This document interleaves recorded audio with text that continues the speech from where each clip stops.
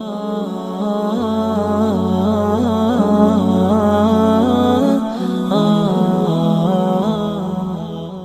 صدی میں الامام المہدی کے ظہور کا وقت قریب ہے۔ اب جو کچھ مجھے حضرت امام المہدی کے بارے میں کہنا ہے، پہلی بات تو یہ جان لیجئے کہ مہدی دو ہیں، ایک شیعوں کے مہدی، ایک سنیوں کے مہدی۔ ان میں بڑا فرق ہے۔ شیعہ حضرات مہدی کو مانتے ہیں، وہ ان کے 12ویں امام ہیں۔ ان کے عقیدے کے مطابق انہیں پیدا ہونے کے فوراً بعد اس اندیشے سے کہ انہیں قتل کر دیا جائے گا، ایک غار میں چھپا دیا گیا تھا۔ تقریباً 1200 برس سے وہ اس غار کے اندر ہیں۔ وہ روپوش ہیں، چھپے ہوئے ہیں، اسی لیے انہیں امام غائب کہا جاتا ہے، اور اب ان کا انتظار ہو رہا ہے، اس لیے انہیں امام منتظر بھی کہا جاتا ہے۔ تو ہمارے نزدیک جو میں جس مہدی کا نام لے رہا ہوں وہ مہدی ہیں جو ایک مجدد ہوں گے، عرب میں ان کا ظہور ہوگا۔ دوسری بات یہ نوٹ کر لیجئے حضرت مہدی کے بارے میں، ہمارے ہاں احادیث کے جو مجموعے ہیں، ان میں جو ٹاپ کے 2 مجموعے ہیں، ان میں کہیں حضرت مہدی کا ذکر نہیں ہے، نہ صحیح بخاری میں نہ صحیح مسلم میں۔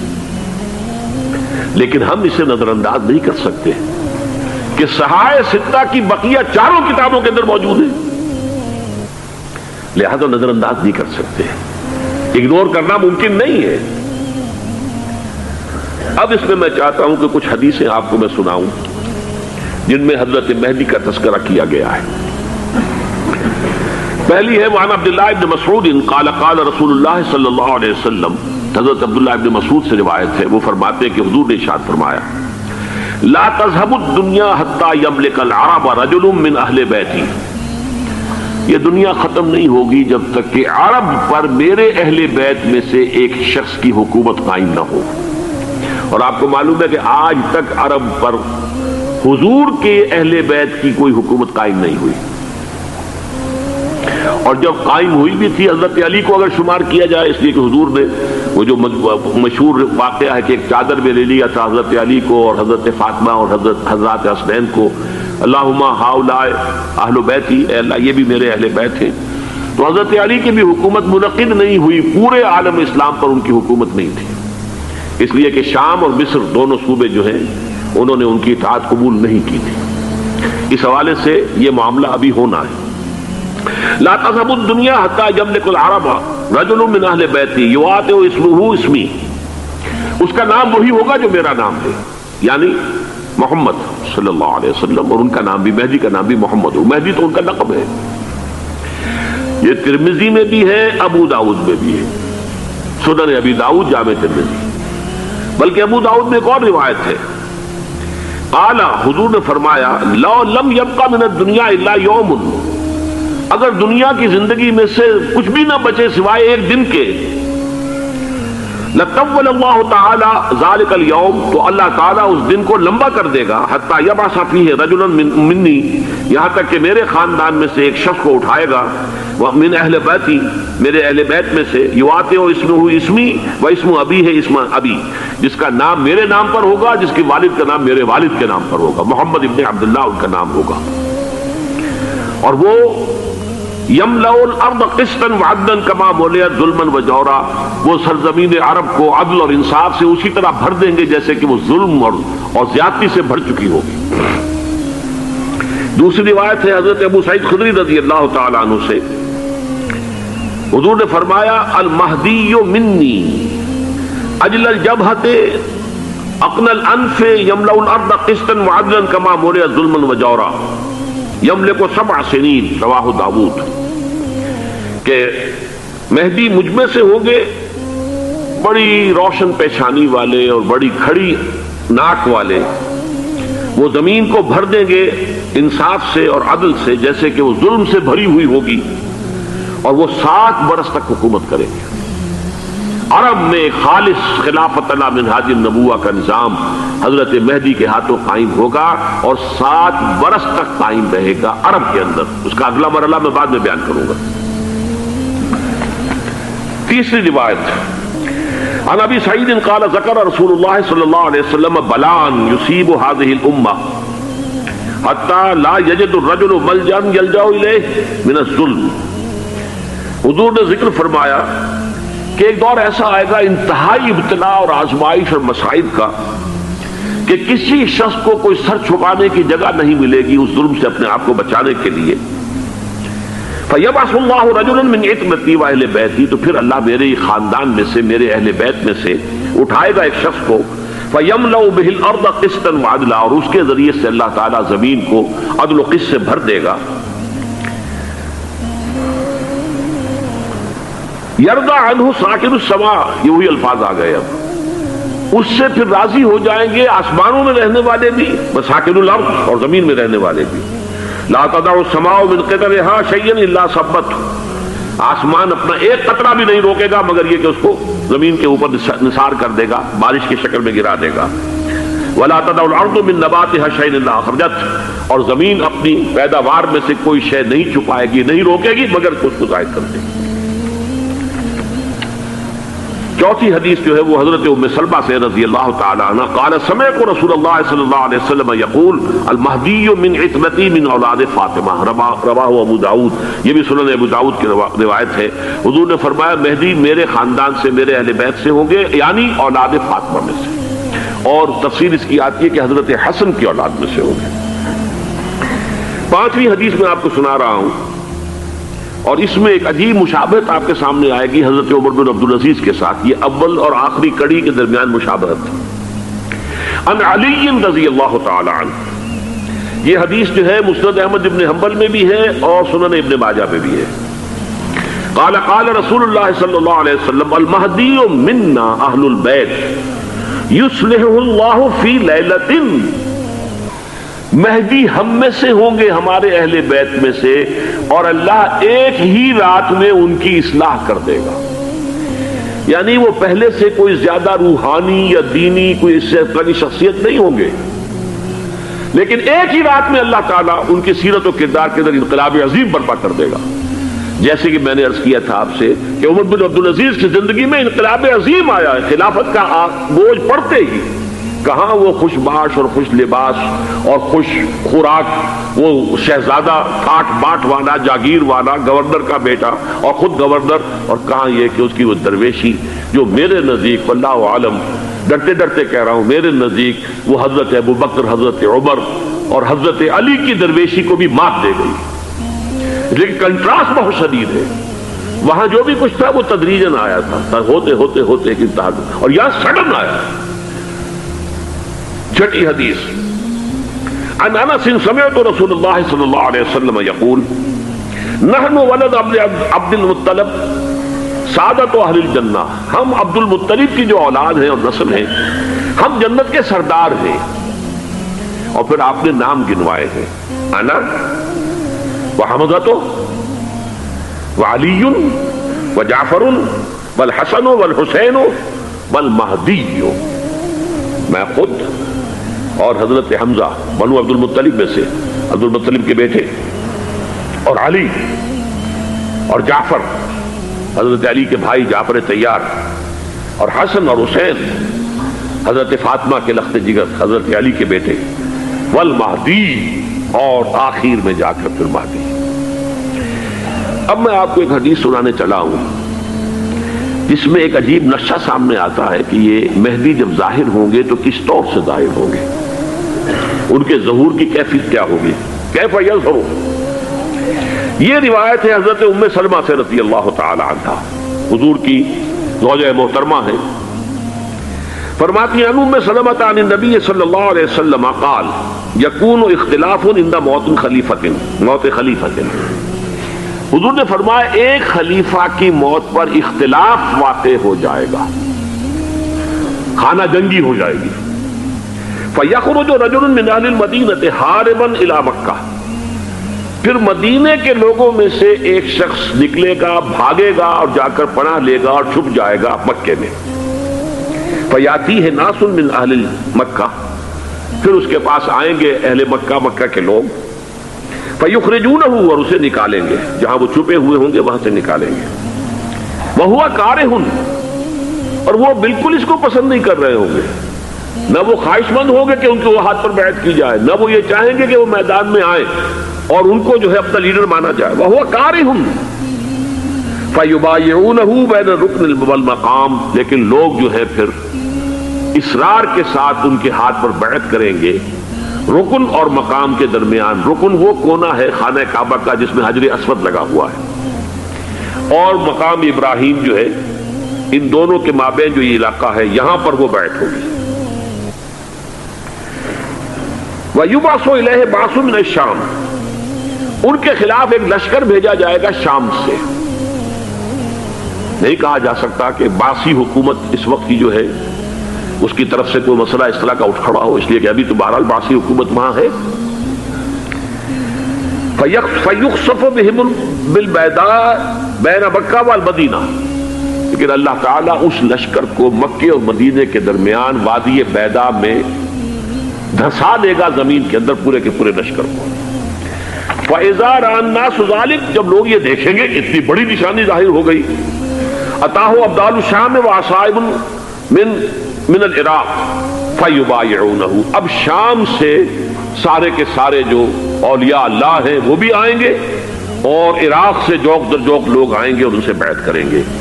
وَيَعْمَلُ فِي النَّاسِ بِسُنَّةِ نَبِيِّهِمْ، پھر وہ عمل کریں گے لوگوں کے مابین، حکومت کریں گے اپنے نبی کی سنت کے مطابق۔ وَيُلْقِي الْإِسْلَامُ بِجَرَانِهِ، اور اسلام اپنی گردن زمین پر ٹکا دے گا۔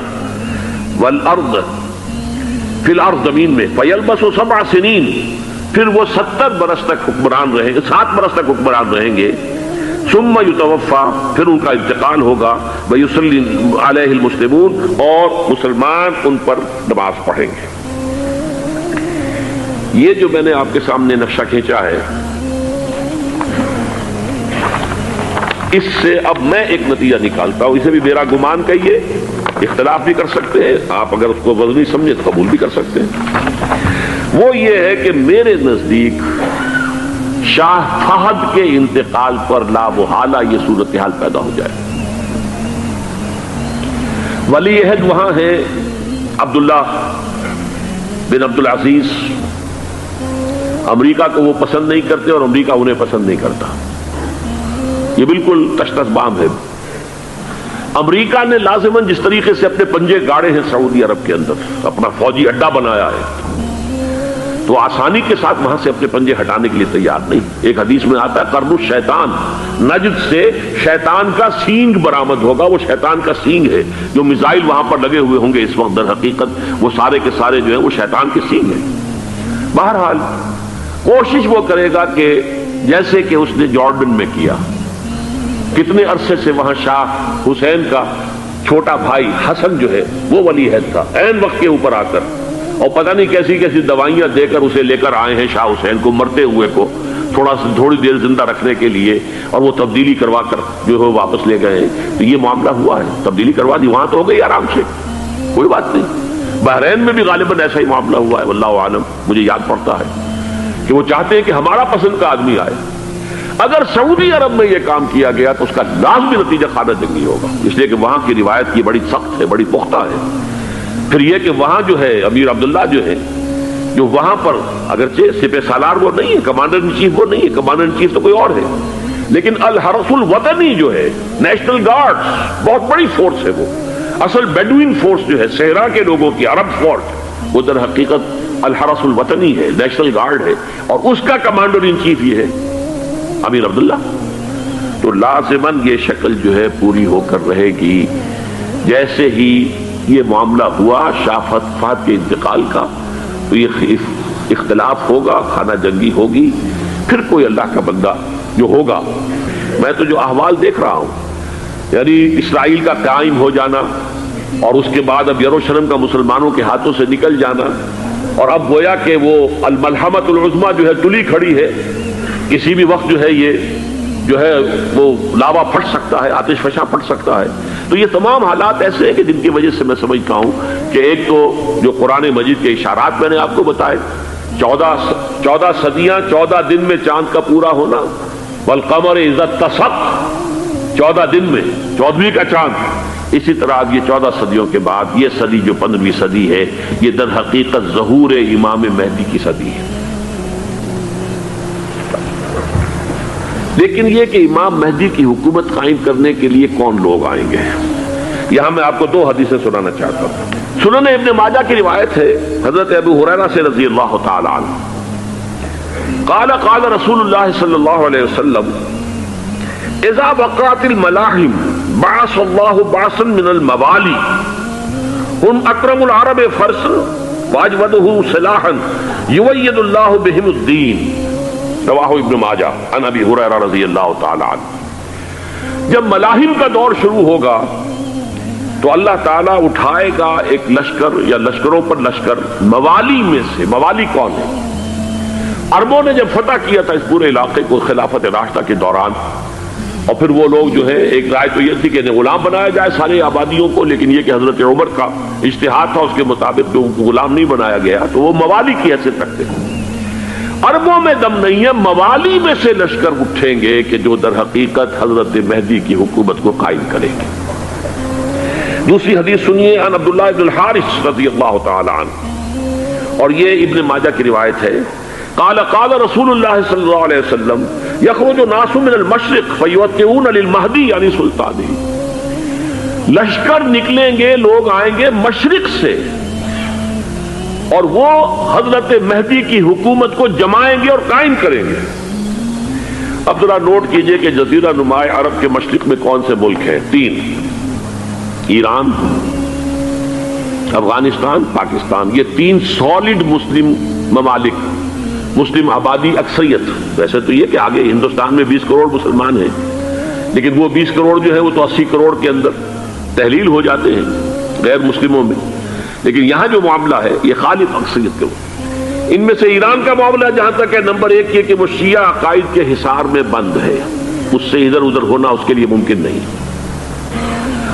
حدیث میں یہ بھی آتا کہ اصفہان سے 70,000 یہودی دجال کا ساتھ دیں گے، لیکن بہرحال خراسان ایک صوبہ ہے افغانستان کا اس وقت بھی شمال مشرقی کونے میں، مجھے امید ہے وہاں سے خیر کی، کیونکہ خراسان کا لفظ وہاں پہ شامل ہے، اور حضور کی حدیث میں بعد میں آپ کو سناؤں گا کہ خراسان سے فوجیں چلیں گی جو یروشلم کو دوبارہ حاصل کریں گی، فتح کریں گی، جیسے پہلے یروشلم کھویا عربوں نے تھا، دوبارہ حاصل کیا تھا کرد نے، کرد خون صلاح الدین ایوبی رحمت اللہ علیہ، ایسے اب پھر عربوں نے کھویا ہے، لیکن لینے والے خراسان سے لشکر آئیں گے۔ یخرج من خراسان رایات سود لا یردھا شیء حتی تنصب بإیلیا، خراسان کے علاقے سے کالے علم لے کر لشکر چلیں گے جن کے رخ کو کوئی موڑ نہیں سکے گا جب تک کہ وہ جا کر یروشلم میں نصب نہ ہو جائے۔ اس کے بعد نام آتا ہے پاکستان کا۔ یہ ہے میری اور آپ کی داستان، اور یہ ہے سبب جس کی وجہ سے کہ میں آپ سے یہ گفتگو کر رہا ہوں۔ اصل میں تو کس لیے؟ محض ایک علمی استفادہ، محض اپنی بات آراء کو ظاہر کرنے کا شوق نہیں، بلکہ یہ کہ اپنی ذمہ داری ہم پہچانے کہ ہم کس مقام پر کھڑے ہیں۔ دیکھیے، اس پاکستان کے بارے میں یا ہندوستان کے بارے میں علامہ اقبال نے کہا تھا اپنے ترانہ ملی میں، میرے عرب کو آئی ٹھنڈی ہوا جہاں سے، میرا وطن وہی ہے، میرا وطن وہی ہے۔ اور مجھے بتایا گیا کہ سنن ابی داؤد میں یہ روایت موجود ہے کہ حضور نے فرمایا کہ ہندوستان کی طرف سے مجھے ٹھنڈی ہوا آتی، اگرچہ مجھے وہ حدیث ابھی نہیں ملی ہے، لیکن حزب التحریر کا ایک کارڈ مجھے ملا تھا، تو اس میں اس حدیث کا اور اس میں ابو داؤد کی روایت کا حوالہ موجود تھا۔ لیکن میں جو چیز آپ کو بتا چکا ہوں وہ یہ کہ الف ثانی کا پورا تجدیدی کارنامہ اس ہندوستان کی سرزمین میں ہوا۔ مجدد الف ثانی شیخ احمد سرندی، شاہ ولی اللہ دہلوی، سید احمد بریلوی، وہ تو ہمارے پاکستان میں آ کر جو ہے ان کا خون جذب ہوا ارض پاکستان میں۔ پھر شیخ الہند مولانا محمود حسن۔ تحریک خلافت چلی تو صرف ہندوستان میں چلی اور کہیں نہیں چلی۔ آزادی کی تحریک چلی پوری دنیا میں، وہ نیشنلزم کی بنیاد پر چلی، ملے نیشنلزم، عرب نیشنلزم، ترک نیشنلزم۔ ہمارے ہاں چلی تو اسلام کے نام پر پاکستان کا مطلب کیا؟ لا الہ الا اللہ۔ پھر پاکستان قائم ہوا معجزے کے طور پر، بلکہ نازل ہوا ہے لیلۃ القدر میں، انا انزلناہ فی لیلۃ القدر، جیسے قرآن نازل ہوا لیلۃ القدر میں، یہ پاکستان بھی نازل ہوا لیلۃ القدر میں۔ اس کا برقرار رہنا ابھی تک معجزہ ہے۔ اب میں علامہ اقبال کے بارے میں آخری بات کہہ رہا ہوں.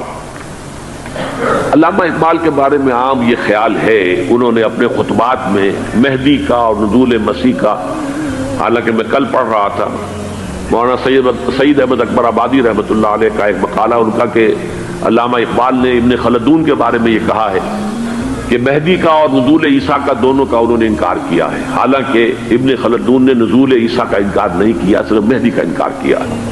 بہرحال علامہ اقبال نے خطبات میں انکار کیا ہے، لیکن یہ کہ اپنی شاعری کے اندر میں چیلنج کرتا ہوں کسی بڑے سے بڑے اقبال شناس کو، ان کا یہ شعر ذرا سنیے: خضر وقت از خلوت دشت حجاز آید بروں، کارواں زی وادی دور و دراز آید بروں. خضر وقت، امام وقت، رہنمائے وقت، قائد وقت، خلوت دشت حجاز، حجاز کی صحرا کی کسی خلوت گزینی سے نکل کر باہر آئیں گے. میں حیران ہوتا ہوں علامہ کے اس فکر پر اور اس مصرے پر. یہاں انہوں نے شیعہ اور سنی دونوں کے کانسیپٹ جمع کر دیے. شیعہ کا کانسیپٹ یہ چھپے ہوئے کسی غار میں وہاں سے برآمد ہوں گے، اور ہمارا کانسیپٹ میں ام سلمہ رضی اللہ تعالیٰ عنہ کی حدیث سنا چکا، چھپے ہوئے ہوں گے وہ وہاں پر، مدینے سے نکل کر آ کر مکے میں چھپ جائیں گے. اس خانہ جنگی کی حالت میں لوگ ان کی طرف دیکھ رہے ہوں گے، سوچتے ہوں گے انہیں میدان میں آنا چاہیے، کوئی پارٹ پلے کرنا چاہیے، امت کی رہنمائی کرنی چاہیے، لیکن وہ چھپیں گے، وہ کارے ہوں گے، وہ اس ذمہ داری کو قبول نہیں کرنا چاہیں گے، جا کے چھپ جائیں گے مکے میں. وہاں سے مکے والے انہیں نکالیں گے اور وہ کارے ہوں گے، انہیں بالکل یہ پسند نہیں ہوگا کہ یہ ذمہ داری اٹھائیں. تو خضر وقت از خلوت دشت حجاز آیت بروں، کارواں زی وادی دور و دراز آیت بروں. کارواں جو چلے گا ان کی مدد کے لیے اس وادی دور و دراز، اس عظیم وادی دور و دراز، یہ وادی سندھ ہے. وادی سندھ جو ہے ہم سمجھتے ہیں کہ صرف یہ پاکستان اور پنجاب جو ہے یہ اس میں شامل ہے، سندھ اور پنجاب نہیں، افغانستان کا پورا مشرقی علاقہ اس میں شامل ہے. جیسے دریائے جیلم سندھ میں جا رہا ہے، جیسے دریائے گلگت سندھ میں آ کر ملتا ہے، جیسے دریائے چناب اور راوی اور جیلم اور یہ سب جا رہے ہیں اور آ رہے ہیں، اسی طرح دریائے کابل کہاں سے آ رہا ہے، دریائے گومل کہاں سے آ رہا ہے، ٹوچی کہاں سے آ رہا ہے. یہ سارا جو ہے ڈرین جو ہو رہا ہے، ایسٹرن جو ہے پارٹ آف افغانستان، یہ سب وادی ہے. اس وادی کے یہ دو حصے ہیں، ایک حصہ جو ہے یہ ادھر پاکستان میں ہے اور اسی وادی کا دوسرا حصہ جو ہے وہ افغانستان میں ہے. کارواں زی وادی دور و دراز آیت بروں، کارواں چلے گا یہاں سے. یخرج ناس من المشرق یؤتون للمہدی، یعنی سلطان ہی مشرق سے فوجیں چلیں گی کہ جو مہدی کی حکومت قائم کریں گی. اور یخرج من خراسان رایات سود، اور خراسان سے سیاہ پرچم چلیں گے کہ جن کا رخ کوئی موڑ نہیں سکے گا، حتی تنصب بیلیا، یہاں تک کہ وہ جا کر یروشلم کے اندر نصب ہو جائیں گے.